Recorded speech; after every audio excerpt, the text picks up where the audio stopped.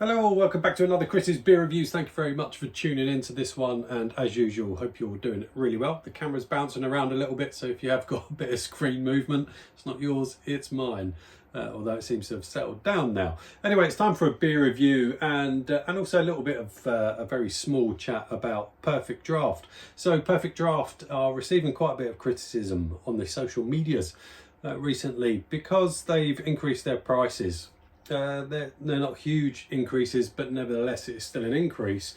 Some have said that some of the prices of their kegs aren't particularly good value for money, and I would agree with that. Sometimes I've bought kegs but I've just thought, I'm not sure this is good value. Unless you've got points that you've built up and you're giving keg returns back, then it feels like you're getting a bit of value. Certainly with the points that you build up, taking that off a keg is definitely a saving, and it definitely makes the price of a pint of beer a lot less. But there are still some kegs out there or that are on PerfectDraft that are expensive, and I think if they're putting the price up of those already expensive kegs, I think they could be in for a bit of a hard time.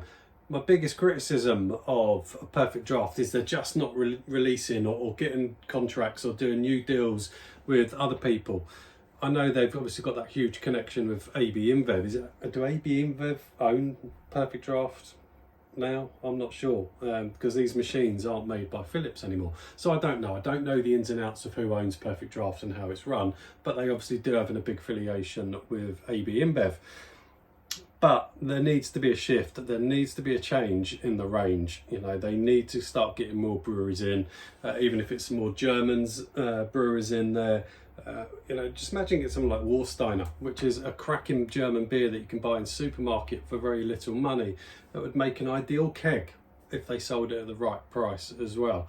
There's plenty of UK craft brewers that you could do some work with. I know they already have Vocation in, and Vocation do a couple of great kegs on the PD.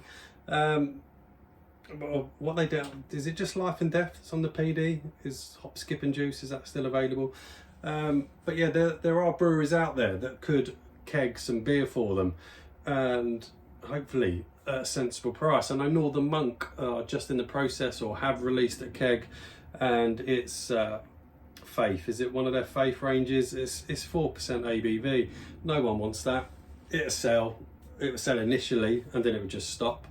Let's get back to proper Faith. That was what was that? 5.6% original Faith. Is that the ABV that it was? But now they've got this keg out called, I can't remember exactly what it's called, something Faith. I think they're calling it Little Faith or certainly something like that. 4%. I mean, the advert for it's horrific. It's on the PerfectDraft Facebook page. Go and have a look at it. You've got two dudes from either PerfectDraft or Northern Monk, and they're going on about when you're drinking beer on a Friday and 5% ABV gets too much, this is the perfect drink. When does 5% ABV ever get too much? When do you ever drink a 5% ABV beer and think, that's a bit much, I need to tone it down a little bit, I need to drop down the ABVs? I've never had anyone drinking a session and a 5% ABV beer say, I'm just going to drop down a bit. It's nonsense. To tell the truth, Northern Monk, just tell the truth. And PerfectDraft, tell the truth. It's about the tax. It's about the fact that you're conforming to what the big governments want, and that's just for Macro to succeed and nobody else, because of that's probably going into the government's pockets from big macro breweries. Just say it how it is. Tell the truth. It's there to fall in line with tax because they're paying they're paying less tax because it's 4% ABV. Then reduce the price of the bloody beer as well.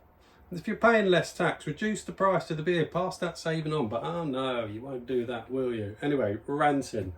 5 minutes in almost and we haven't poured a beer.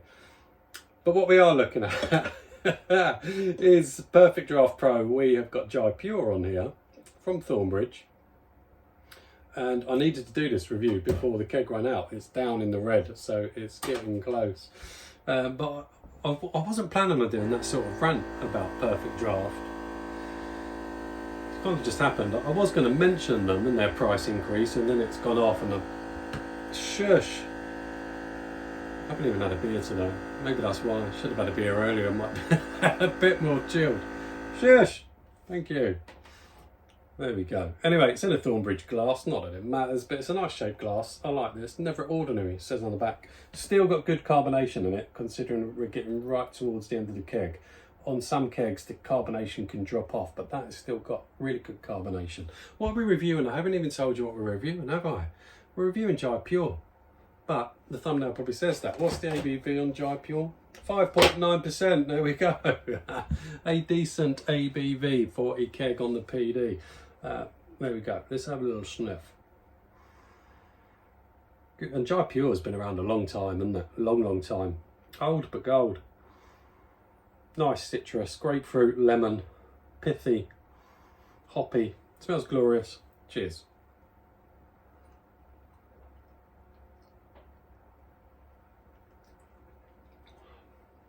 I've got this at 4%. I've had it higher. I've had it up at 6%, and flavours do come out a little bit more, but I quite like it at 4% ABV. It suits me.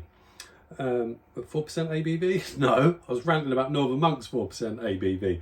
Temperature of 4 degrees. I like it at 4 degrees. This is 5.9. It's a good beer, good mouthfeel, good body.